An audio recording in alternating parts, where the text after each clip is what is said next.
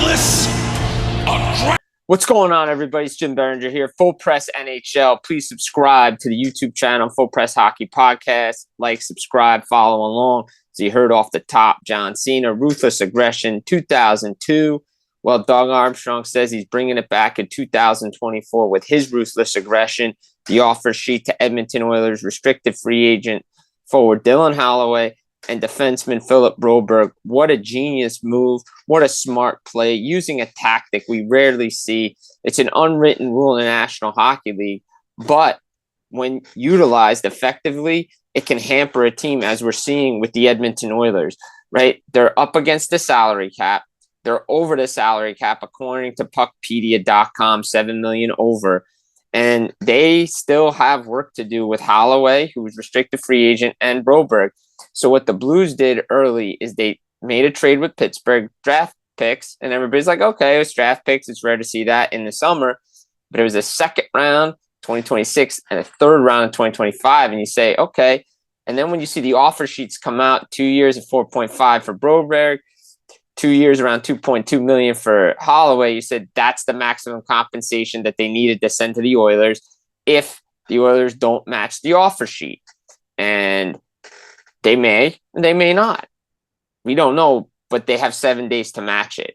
And like I said, it's rarely used. The last time we saw it was in 2021. Jesperi Kotkaniemi was offer sheeted by the Carolina Hurricanes. The Montreal Canadiens didn't match. It was a payback for what happened in 2019 when the Canadiens offer sheeted Sebastian Aho. Everybody knew Carolina was going to match. But again, it's a rarely used tactic. And before that, there's only been like 9 offer sheets since 2007. You know, obviously the famous Shea Weber one by Philadelphia with Nashville. That was like the big one before all these contracts came into place in these terms with the lockout in 2013.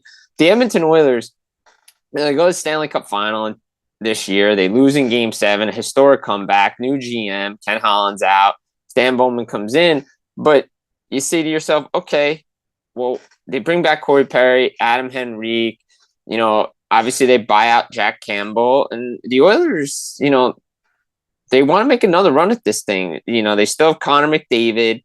They still have Leon Draisaitl. They got to sign Draisaitl, and that's a big topic of conversation. Stan Bowman wants to do this. But the Blues notice these moves, especially the buyout of Jack Campbell. And Doug Armstrong goes into attack mode.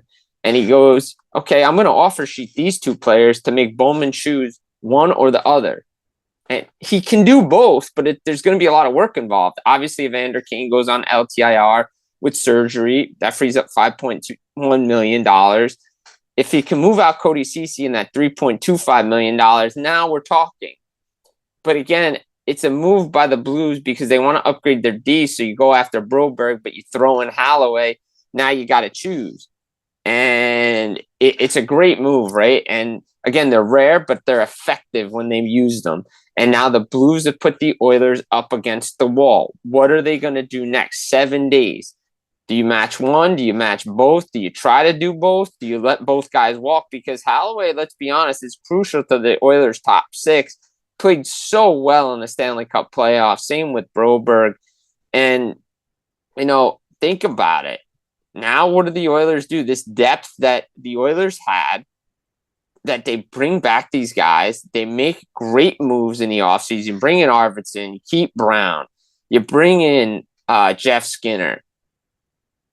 You know, Matthew Sauvé, you trade for it. Is this everything that's setting up to let these 2 guys go? I wouldn't do it.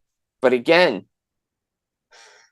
sometimes you have to move on from players to be better. We saw it with the Florida Panthers, Vegas Golden Knights. Again, this is the winning business. This isn't the all friends business or the hockey business.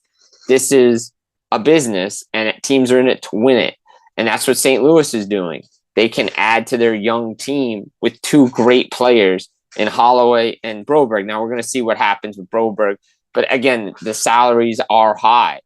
But it's ruthless aggression, and it's using an offer sheet to perfection.